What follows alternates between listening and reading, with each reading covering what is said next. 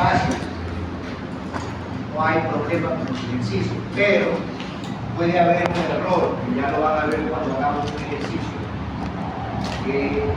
El error justamente aplica cuando haya que diferenciar estos tipos de condiciones. Por ejemplo, la condición hidrostática, ¿qué significa? Que no hay movimiento de agua en este sistema, lo que da que los tres piezómetros se encuentren en la misma línea. Entonces, hacer esto, fácil. Pero si usted saca mal estas alturas piezométricas, es el problema. Desarrollamos esto. Vimos este del flujo ascendente, que es cuando viene de la parte de abajo hacia arriba. Y cómo esto origina las diferencias de lectura que se van a generar en los piezómetros. Desarrollamos esto. Y también tuvimos que sacar estas distancias. Por ejemplo, esta distancia, este H1, este H2, este H3. Entonces, si sabemos diferenciar eso, esto lo vamos a hacer ok. ¿Qué pasa con la otra condición? La condición del flujo descendente. El mismo permeámetro, el mismo suelo, los mismos piezómetros. ¿Cuál es la condición? ¿No? Que el agua va a descender. Entonces, miren, aquí vamos a tener un H1, acá vamos a tener este H2 y aquí vamos a tener este H3. Es al inverso. Es al inverso. Vamos a ver un esquema ya mismo que es lo que va encadenado con esto. Entonces, si usted no saca estas condiciones y no las tiene claras, puede originar un error. Nosotros vamos a ver un ejercicio donde nos van a dar un suelo con diferentes estratos, con diferentes pesos específicos, espesores, y nos van a decir, en condiciones hidrostáticas se encuentran los suelos arenosos, por ejemplo. ¿Qué nos está diciendo ahí? Que la arena no va a fluir agua en eso. Eso ya lo vamos a ver. No alcancé a contarme con el para recibir. Me pide 2 horas. Va a elegir a la princesita de Navidad. Bueno, vamos a hacer una breve síntesis de esto. Bien. Revisen eso. Y les reitero, revisen eso de las alturas piezométricas. O sea, si usted se confunde ahí, puede ocasionar eso bastante malestar, porque usted va a desarrollar algo y si no tiene la condición clara, ahí puede haber errores. Entonces, estuvimos allá.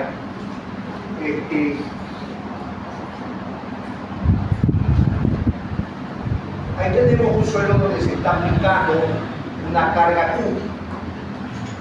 y que tiene un ancho B.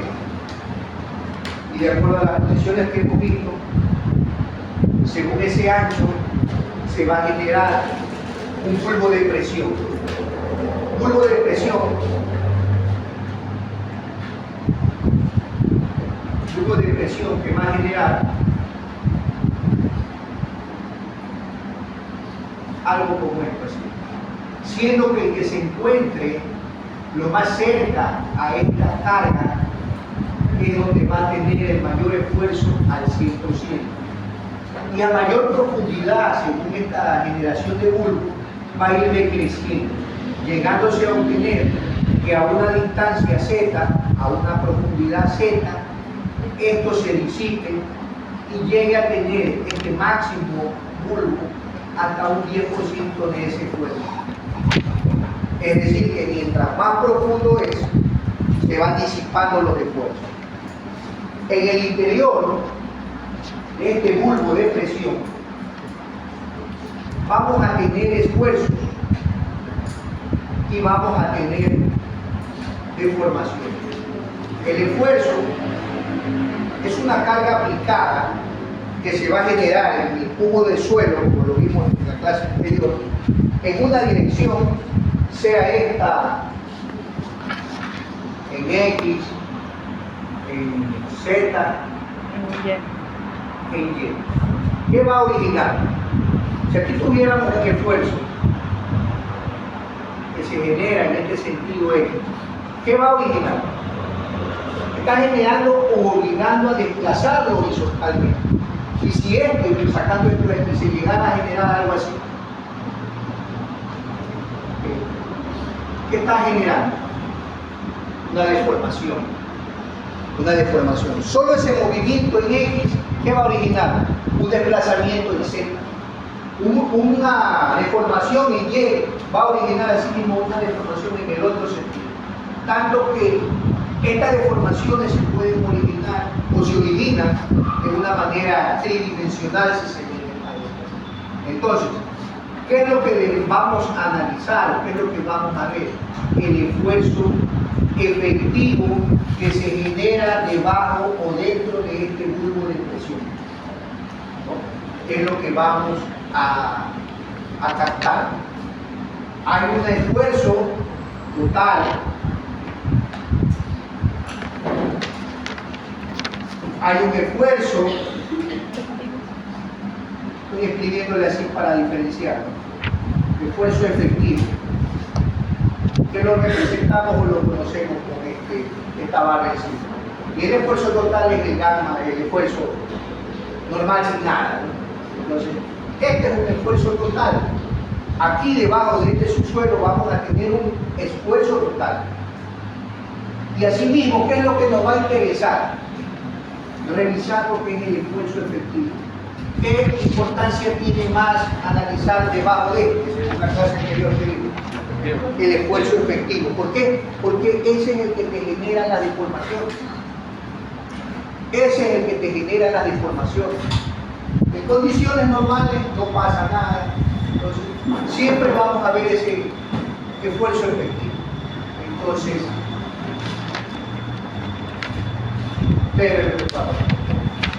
cuando un suelo saturado es sujeto a un aumento de esfuerzos, entonces el agua en los poros tiende a querer fluir a zonas de menor presión, lo que significa que se produce un aumento en la presión de poros del agua.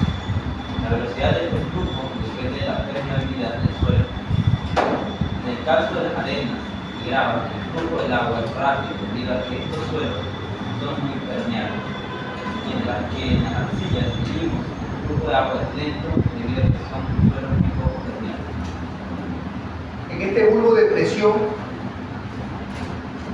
esta carga, este esfuerzo P que se está generando, ¿qué está haciendo? ¿O qué va a hacer? Una especie de comprimir. ¿El suelo cómo está constituido? Por gas, líquido y sólido. Agua, aire y el sólido propiamente. Entonces, si aquí hay una presencia de agua, ¿qué va a originar esto? En ese interior del bulbo se generen todo esto. Esta raya negra o esta flecha negra es lo que va a generar que por ahí debe desplazarse el flujo de agua. El suelo va a tener un reacomodo de partículas y va a generar que impulsar esa agua. ¿Y cómo va a impulsarse esa agua? Está en condicionante del tipo de suelo que es. Si es un suelo grueso, entiéndase el suelo grueso, una grava, entiéndase que sea una arena, esa agua va a ser expulsada, hablando así en términos muy categóricos, de una forma rápida, porque lo va a impulsar. ¿Por qué? Porque esos suelos tienen permeabilidades altas, son suelos permeables, el agua va a fluir con facilidad. ¿Qué va a pasar si es un suelo fino? Entiéndase el suelo fino, arcilla, limpo. ¿Qué va a ocasionar eso? Que este flujo o empuje de esas aguas va a tener una permeabilidad muy lenta. ¿Por qué? Porque sus suelos son proclives a tener permeabilidades bajas, a tener permeabilidades lentas. Aquí es como se genera el fenómeno de la consolidación. ¿Qué es esto del fenómeno de la consolidación? Son justamente cuando las partículas cuando un suelo a través de un cierto tiempo, un intervalo de tiempo, se comienza a asentar. Que los suelos se asienten es normal, pero que no es normal de que esto se presente de una manera no uniforme. Tal vez ustedes no hayan visualizado, por ejemplo, pero los motivo a abrir la visión hacia eso. ¿Han pasado por alguna vez y han visto algún relleno de 1 metro, 2 metros en algún terreno y tienen así acumulado y lo tienen como sobrecarga en los terrenos? ¿Han visto? ¿Quién ha visto? ¿Tú has visto? ¿A dónde has visto? Autoridad portuaria de Machado. Ya, autoridad portuaria, ya. ¿Has visto? Podrían cierta cantidad de material de un lado a otro. En una plataforma, él habla de una zona portuaria. Los suelos en Machala son suelos arenosos, una gran cantidad de arena y arcilla también. Entonces mire qué ocurre al momento de que van a poner esos contenedores y acumulaciones que llegan hasta como de 7 pisos, ¿no? 7 niveles de los contenedores. Imagínense cuánto pesará cada contenedor, y en filas y en grupos, ¿no? ¿Qué va a pasar si yo hago mi plataforma de relleno, alimento y todo, y comienzo a darle servicio a esto? Con ese peso va a haber en corto, mediano plazo, un asentamiento, un movimiento de formación, y esa estructura del pavimento de la zona se va a ir. ¿Por qué? Porque las partículas de suelo actúan de esta manera. Cuando le ponen ese peso, y como es una arena, va a tener una permeabilidad muy rápida, eso se va a asentar casi instantáneamente. Entonces, ¿qué dice la teoría de consolidación? Que cuando tengamos suelos como estos tipos que son compresibles, y hay estratos arcillosos a una profundidad dada, y lo que preocupa son justamente esas arcillas, esa agua migra muy lentamente en décadas y hasta en años. Entonces, es lo que muchos tratados recomiendan: ponerle un relleno de material en la plataforma de 2 metros, de 3 metros, y los tienen hasta por 4 a 6 meses. Esto está generando un peso. ¿Y qué está generando ahí? Comprimiento. Y esto no es que lo dejan y al ojo, no. Todos los días, o no todos los días, cada semana viene un nivelador, crea unas lecturas, unas placas de control de asentamiento y van midiendo. Y después de un intervalo de tiempo se van a dar cuenta que en el primer mes se asentaron, ejemplo, 5 centímetros. En el segundo mes se asentaron 10. Y en el sexto mes, que es el método máximo, el mes máximo que han proyectado, se va a comprobar si en esos 6 meses estimaban ellos que esto se asiente 50, 40, 60 centímetros. Y lo van a comprobar. Entonces, mire, esto es un reflejo de cómo se ayudan los suelos a que se compriman. Y eso pasa en algunos lugares. Ayer justamente pasé por un sector de Durán. Durán está creciendo ahí por la zona de recreo, toda esa zona de por ahí está creciendo bastante. Van a ser sectores ¿cómo se llama?, de patio de almacenamiento de contenedores, con ese proyecto que se viene del Quinto Puente y todo eso. Durán va a ser un lugar estratégico. Y vi pues como a lo lejos, como a unos 200 metros de una plataforma de gran altura, eso es precarga, se llama, precarga. recarga. Entonces eso lo hace los equipamientos también allá. Y en Durán, por ejemplo, esa zona de ahí son zonas de suelo fino, flexible, y es un suelo muy compresible. Entonces, bien, de eso es lo que se trata estos temas de aquí. Entonces, tiene que ver mucho si este suelo es un suelo que se encuentra en estado seco, en estado saturado, depende mucho de eso. Por favor. El comportamiento en suelos saturados de gran fino deriva de la interacción entre la estructura esquelética del suelo compresible y el agua en los poros relativamente incompresibles. Los cambios rápidos en la carga externa no producen un cambio inmediato en el volumen del suelo, debido a la resistencia del desplazamiento del agua en los poros. Por lo tanto, la configuración estructural del suelo no cambia inmediatamente. Ya. Mire este párrafo que dice. Si yo tengo este suelo y le estoy aplicando una carga, el agua inmediatamente no va a descender, porque más bien el agua me está haciendo como de resistente y está como ayudando a no comprimirse. Esa agua es la que tiene que migrar a corto o mediano plazo. Por ejemplo, aquí en la ciudad, según los años, por el sector de, ¿cómo se llama este sector? Por Sauces, Guayacanes, hace unos más de 15 años, estaban haciendo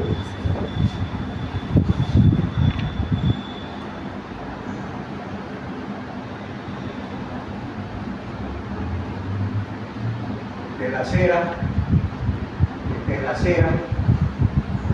esta eran las casas ahí por el sector de Guayacán, y esta es la calle. ¿Qué ocurrió aquí? Que iban a poner un ducto cajón, pobre, creo que tenía un gran ancho, ponle que tenga 5 metros, y esta vía tenía 10 metros, algo así. Entonces, al momento de excavar esto, que estaba a gran profundidad, estas excavaciones iban a superar, y esto tenía una altura de 2 metros, algo así, y esto iba enterrado como 1 metro del pavimento, o sea que aquí había una excavación relativamente de 3 metros de altura, y con el sobreancho y todo, casi que ocupaba toda la vía. Ahí no se pudo excavar con facilidad, porque al momento que excavaban, son buenos los matadores. Al momento que excavaban, ¿qué iba a pasar? ¿Qué creen que iba a pasar?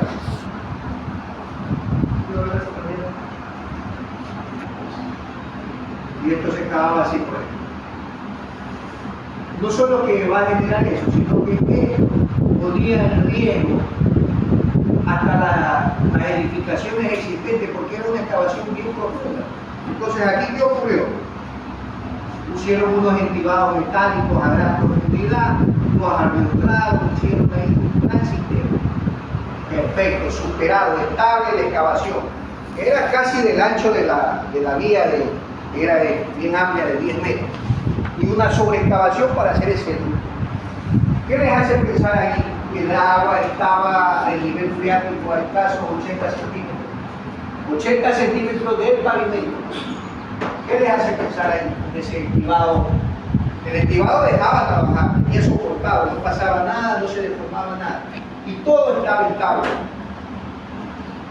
Hasta cuando comenzaron, no se puede trabajar si el agua estaba superficial. Pusieron sistemas de bomba y comenzaron a evacuar el agua. Esto quedó completamente seco, toda esta parte, en esa columna de 3 metros, todo eso. ¿Quién cree que pasó ahí? El suelo, ¿cómo está constituido? Agua, aire y el sólido propiamente. esa agua estaba haciendo el papel hasta de capacidad de resistencia, estaba haciendo trabazón. Y en el momento que se fue el agua, esas partículas se reacomodaron y comenzó a deformarse y a sentarse. Pero era ¿por qué? Porque ese suelo que era antes era un conjunto. El agua era parte del conjunto de la estructura del suelo. Todo esto se comenzó a deformar y hubieron cerramientos de ese sector de ahí que hasta algunos se cayeron. Se rompieron las aceras. Hubo un caso bien fuerte ahí, con el contratista, al contratista, porque él tuvo que hacer reposición de todo eso. Pero no había ninguna otra forma más de trabajar. No había ninguna otra forma más de trabajar. Entonces, lo que les estoy reflejando es que como ese suelo que es tan peligroso, ese suelo llega a convertirse peligroso aquí en esta área, en el momento que evacúa todo el agua. Entonces, miren, el agua migró rápidamente y eso se asentó, originando deformaciones aquí a los vecinos y a todo lo demás. Entonces, esa resistencia del agua en los poros, ¿no? Es resistencia del agua en los poros, al momento que se la anula y en el momento que desaparece, generan esos problemas. Señorita Alcibar, por favor, tercer párrafo. Sin embargo, hasta el transcurrir del tiempo, el agua en los poros va evacuando zonas de mineralización. Los enfocados en la configuración de la estructura del suelo, que provoca cambios de volumen en el suelo. Este fenómeno se conoce como contaminación y se le entenderá mejor como la tendencia del suelo mecánico que controla la configuración del suelo relativa a ahorrar una falta de espacio. Bien. Entonces, provoca cambios en la configuración del suelo. Provoca cambios. Entonces, miren, el conjunto o la estructura de ese suelo al momento genera o provoca cambios, que es como actúan los suelos. Entonces, si un suelo fino, la arcilla, que tiene la capacidad de ser absorbente, de retener agua, y en un momento dado tiene que originar con el transcurso de los años, por el peso propio y porque las aguas van a migrar. Imagínense qué tan lentitud que tiene esto, que en décadas y en años pueden haber estos fenómenos de asentamiento. Entonces, ese es uno de los problemas que tienen los suelos finos, que estas arcillas se consolidan o se asientan en décadas y hasta en siglos.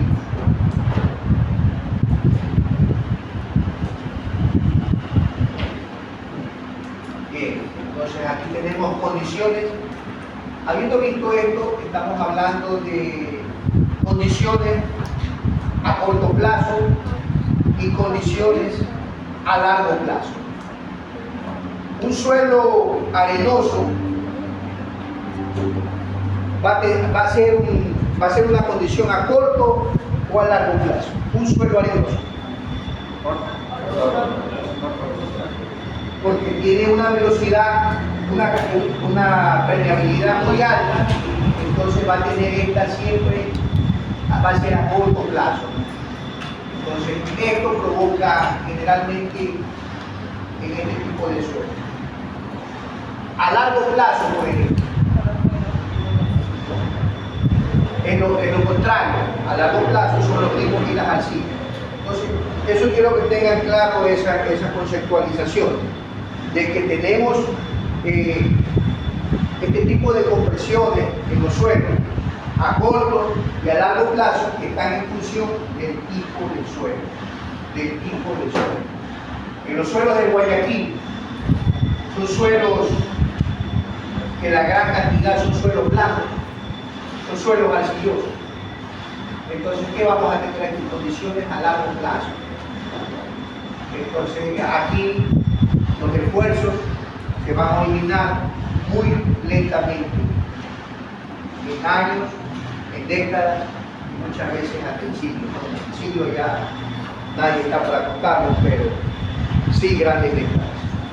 Como les puse el ejemplo, aquí en Guayaquil hay algunos sectores que se han visto que hay problemas. No sé qué irá a pasar. Esperemos que no pase nada.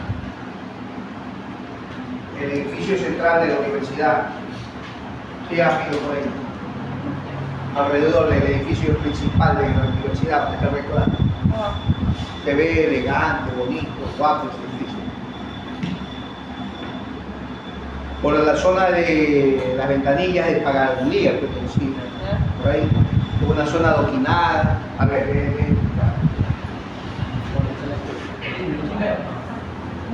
Cajero, al otro lado.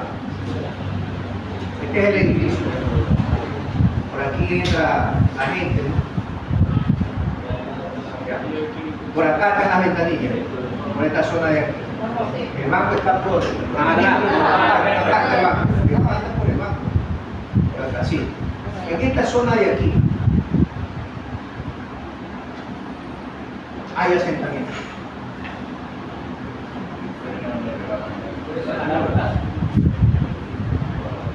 La teoría que estamos viendo, hay un asentamiento porque de acuerdo al tipo de suelo tenemos una condición a largo plazo que se debería asentar, eso sí, pero de una manera uniforme. Pero algo pasó, no lo sé, pero está haciendo de una manera muy uniforme. Está pasando esto, exagerando, ¿no? Esto debería ser horizontal, pero está pasando esto, se está hundiendo. Ya tiene algunos años y no le han tomado azúcar, porque a la final, como están todos los que están ahí todos los días, no se dan cuenta, pero sí existe el dato. Si usted camina por esta zona, capaz que no se va a dar cuenta. Ahora que se van de clase, una revisión y después me cuenta. No, pues ahí se pone 11, ahí se pasa. No sería malo, ¿no? Pero no he ido a ver cómo está ahorita. Entonces, ¿qué quiero decir con esto? Anteriormente, hace un pequeño tiempo, tú caminabas, tú veías que había como una inclinación y todo lo demás, y lo han adoquinado, lo han tapado. No. Tú dices que Arevalo dice que son sabidos, que están poniendo más peso.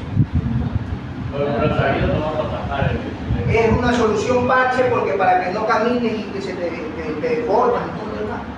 Ya han tapado, se ve bien, está arregladito ahí. Le seguirán arreglando y le seguirán arreglando. ¿Qué hay que hacer esto? Rellenar. ¿Qué quiero rellenar? Rellenar. Ese hueco, esa deformación. Es lo que están haciendo. Rellenando pero con adoquín, lo están tapando. Cosa que tú no miras. Yo veo esta esquina de aquí, tú la ves horizontal. Pero ¿qué pasa si tú ya ves que se está viendo? Tú ya te llama la atención. Entonces visualmente dice, poniendo esto, diría cualquier ciudadano que tiene lógica. Pero para eso viene, lo tapan con adoquín y como que tú caminas en el mismo sector horizontal. Están haciendo una especie de relleno. Pero ¿qué están originando ahí? Más peso, pues mira, más peso. Y le están tirando pesos más para allá. Entonces, ¿qué habría que hacer? Habría que verificar, primeramente, que estudio de suelo, ya creo que no existe, si es que existió, no sé. Segundo, o sea, aquí lo único que pudiera ponerle de pronto algún reforzamiento, algo para encadenar, o sea, enlazar el cimiento de este edificio con unos 2, 3, 4 pilotes por ahí cerca. Micropilotes, no pilotes. Pilotes ponidos en sitio. Ver alguna alternativa para de ahí agarrar. O sea, si esto se está hundiendo, ya me agarro de aquí y ya no me deja hundir. Y al menos ahí lo mantengo. Hay alternativas. Sí se puede. Sí se puede hacer eso. Pero no me pagan. No, es que para dar esa solución tendríamos que hacer una perforación de un estudio de suelos aquí a unos 20, 30 metros de profundidad, saber qué tipo de cimentación hay aquí. Me dicen que aquí esto lo hicieron hace unos 20 años y lo hicieron con pilotes estos de máquina. Los pilotes me dicen, no he escuchado, la gente, ustedes saben cómo es. Dicen, algunos, yo escuché, no se va a haber hundido eso si ahí venían y ponían unos palillos de dientes. Exagera la gente, palillos de dientes porque eran unos mangles probablemente finos.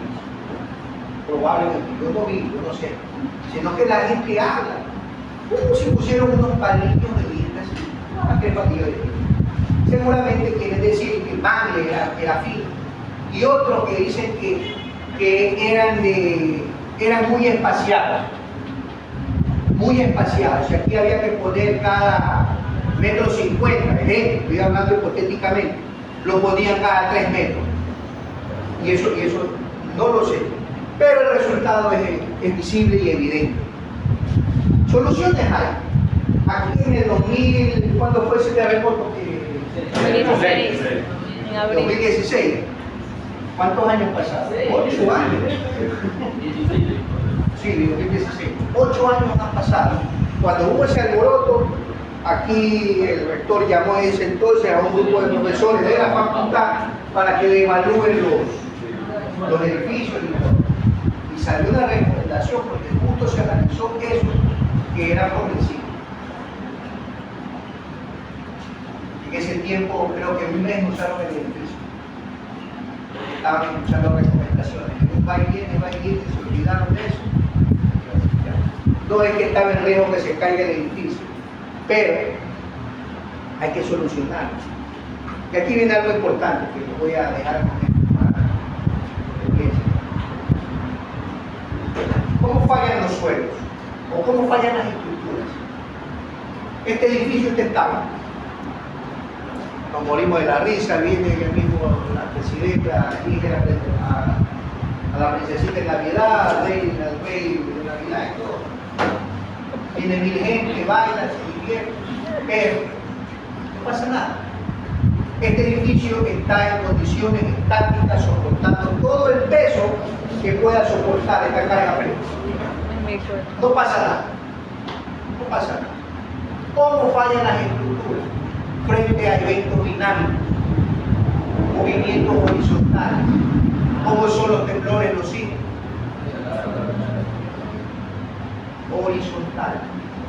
¿Cómo fallan las estructuras cuando hay movimientos horizontales? Oíste, en estado estático, ¿qué estamos? No sucede nada. Cuando viene ese movimiento horizontal, que ya saben ustedes cómo actúa el suelo, que te empuja, te deforma por un lado y por otro, y ahí viene un fenómeno que tal vez no sea muy familiar para ustedes, el fenómeno de licuefacción.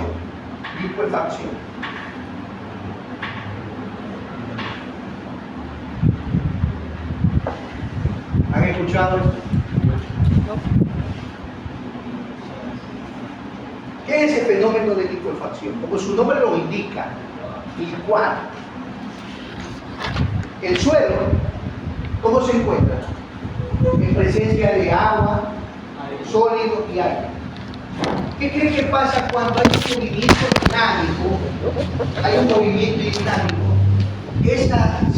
Si es tan fuerte que venga un gran movimiento horizontal en el subsuelo, a una gran profundidad, este suelo o masa de ese subsuelo se va a producir un fenómeno como que se está licuando.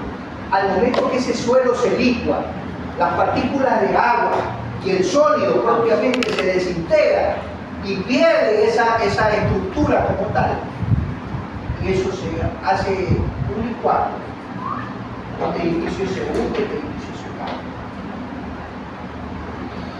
Puede pasar. Pero son características que tienen ciertos suelos. No, ya eso es otra cosa que nosotros no vamos a ver, pero yo lo dejo con la idea.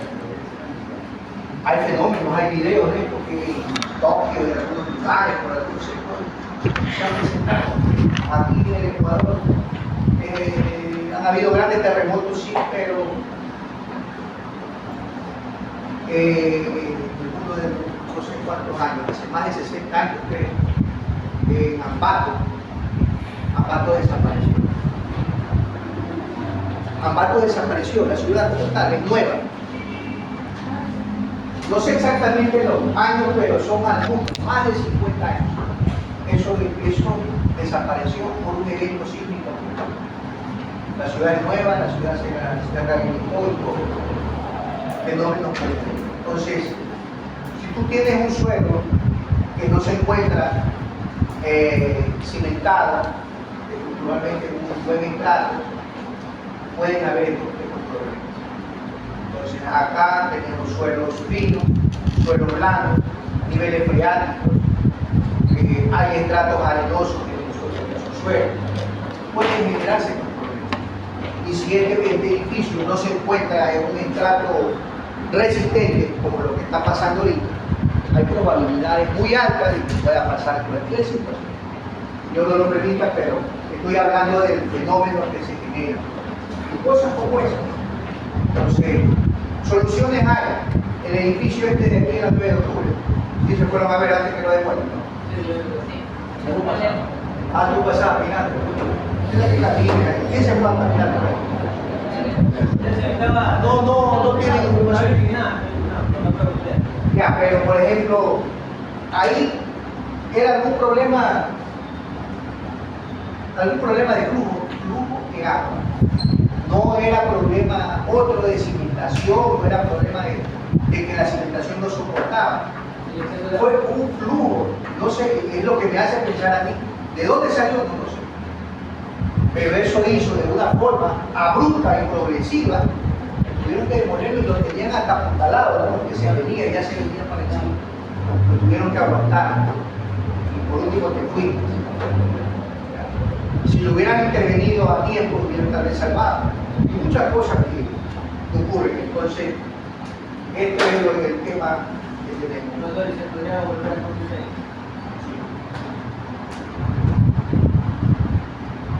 Claro que sí. Tal vez salga, depende mucho de lo que. Habría que hacer una buena investigación. Es buena la pregunta. ¿Se podría volver a construir? Sí. Porque no ha pasado nada con los vecinos. Era con el edificio. La cimentación de los vecinos está bien. No ha pasado nada. El problema era ahí, que él no soportaba, porque su ¿qué se vio afectado en ese edificio? El esfuerzo efectivo.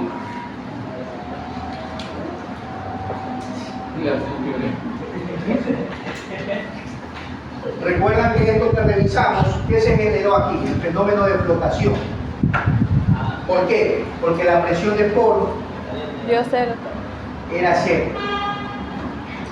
Esto pasó ahí. Este es un caso emblemático.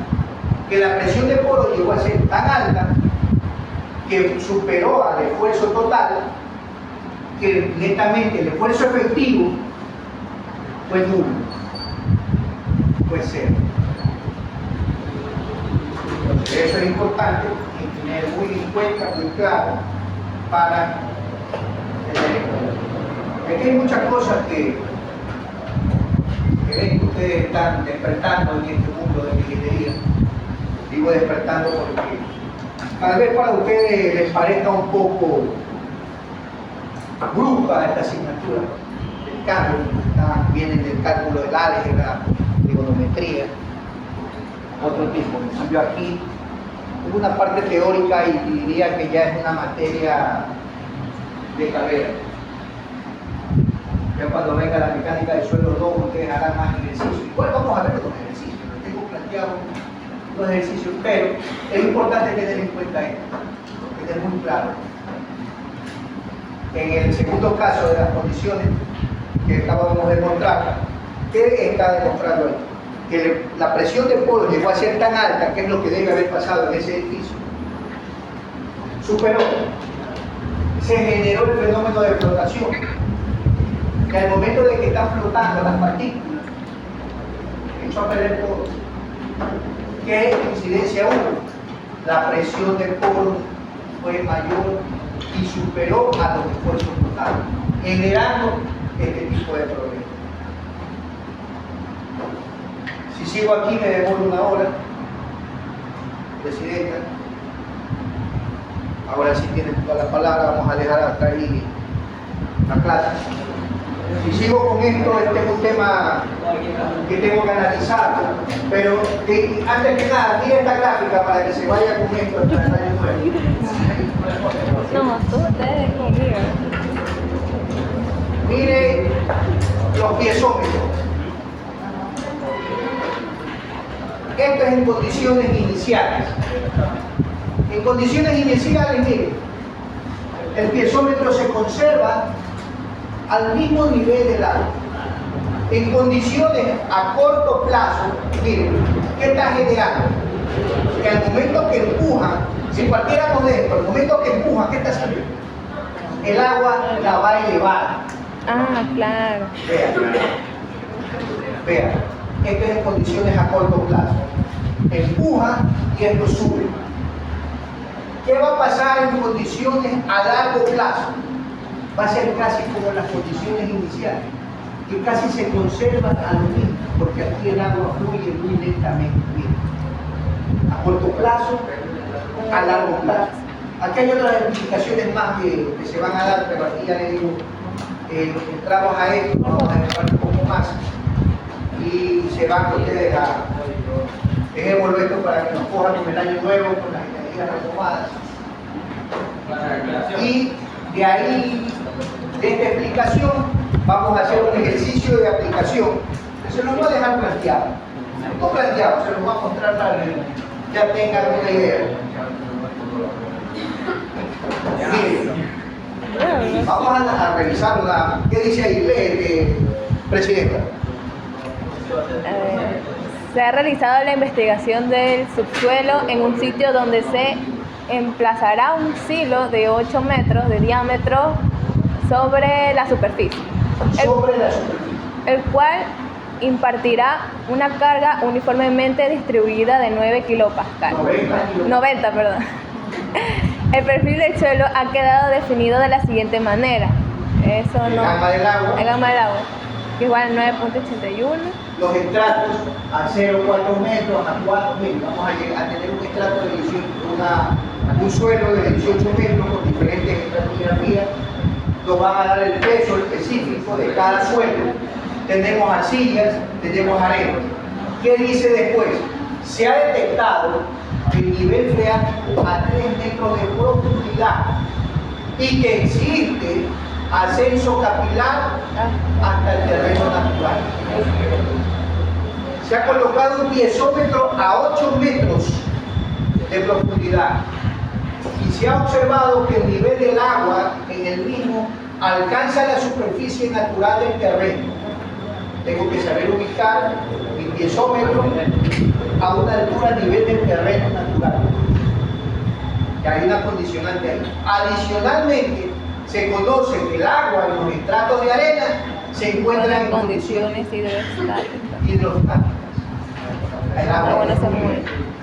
El agua no se mueve. Se pide determinar esfuerzos efectivos a lo largo del perfil del suelo en condiciones a corto y a largo plazo. Entonces, miren, es lo que hicimos en el diagrama analítico, pero donde yo no ubico bien ese piezómetro, voy a sacar valores, pero van a ser valores de pronto errados. Y si yo no sintetizo bien esto, este esquema, no lo saco bien, voy a echar a perder todo. Vamos a ver qué nos está diciendo con esto de las condiciones hidrostáticas. Mira, aquí está dando algo importante. Usted coge, dibuja y no considera eso. Saca el cálculo, llena la página, llena la hoja del examen de números, todo. Pero no considero eso. Entonces, por eso le vuelvo y le repito lo que le dije al inicio de la clase. Tengamos en cuenta esto de las alturas piezométricas, según esas condiciones. Si no sabemos sacar esas alturas piezométricas, olvídense que todo lo que vamos a hacer es en marco.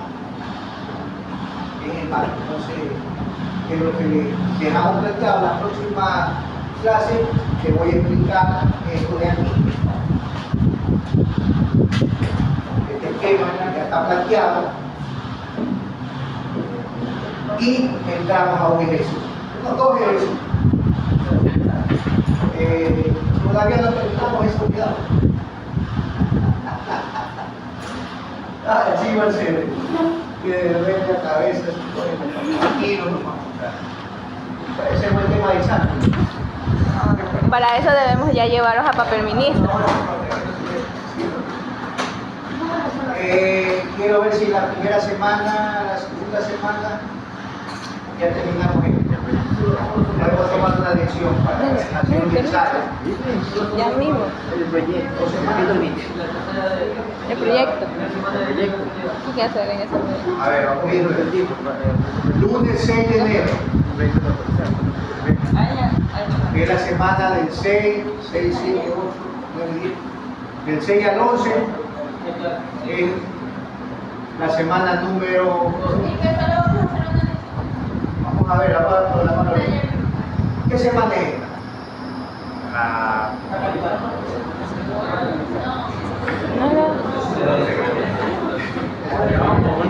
Eso es la segunda debería ser. 3, 10, es que es la tercera semana. Tercera semana. La semana siguiente sería la cuarta. Esta sería la quinta. Sexta, quinto o sexta. Ajá. Sexta. Esta semana es el examen. La semana de 20, ¿Y el proyecto? ¿será? Esta es la siguiente. Debería serlo. Bueno, hay que revisar los cronogramas. Tenemos como sea 2 semanas. En estas 2 semanas tenemos para divertir. No sé, debería haber el calendario. Oye, sí. Ya está. Ya está, exonerado.